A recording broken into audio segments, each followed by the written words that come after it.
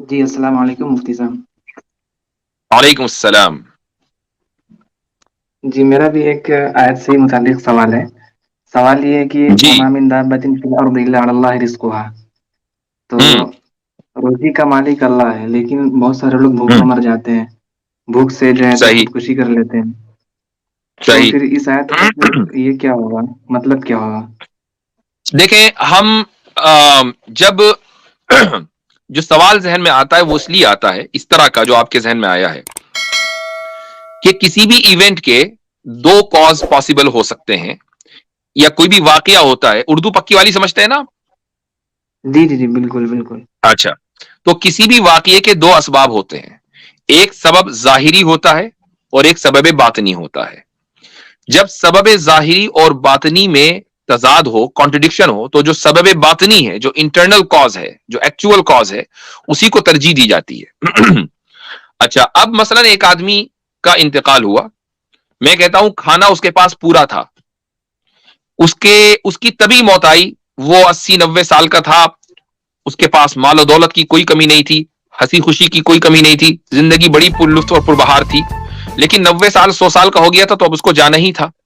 تو وہ جو گیا، وہ کیوں گیا؟ اور اس کو آخری عمر میں کوئی نہ کوئی بیماری ہو گئی، مثلا ہارٹ کا مسئلہ ہو گیا، کوئی کینسر ہو گیا. کیوں گیا؟ آپ یہی کہیں گے نا بھائی اس نے اپنی مدت پوری کر دی، اس کی جی زندگی جی پوری ہو گئی اس لیے چلا گیا، یا اس کے علاوہ کوئی دوسری تعویل ہے؟ یہی کہیں گے نا. لیکن جی ہاں. جو اس کی زندگی پوری ہوئی یہ اس کا سبب باطنی ہے، اور جو اس کو بیماری ہوئی، مثلا اس کو کینسر ہو گیا، اس کا ہارٹ کا مسئلہ ہو گیا بڑھاپے کی وجہ سے، یہ اس کا سبب ظاہری ہے. ہم ظاہر کو دیکھتے ہیں، باطن کو اگنور کر دیتے ہیں. جس طریقے سے 90 سال کے ایک آدمی کی زندگی پوری ہوئی اور اس وجہ سے اس کو بیماریاں ہو گئیں اور بیماریوں کے نتیجے میں وہ مر گیا. ایک آدمی مثلا بھوک مری کا شکار ہو کر خودکشی کر لیتا ہے، تو خودکشی کرنا اس کا سبب ظاہری ہے، لیکن سبب باطنی یہ ہے کہ اس کی مدت اللہ تعالیٰ نے لکھی اتنی تھی، عمر ہی اتنی تھی. تو جب اس کی عمر ہی اتنی ہے تو اس کے بعد اس کے لیے ایک لمحہ بھی جینا ممکن نہیں ہے. اس کے لیے اس دنیا میں رزق اتارا ہی نہیں گیا. اب اس کا رزق کہیں اور ہے، جو بھی اچھا ہے یا برا ہے، تو اس کو جانا ہے اس دنیا سے. تو ہم سبب باطنی کو دیکھیں، وہ اسٹرانگر ہے. سبب ظاہری محض ظاہر کا معاملہ ہے.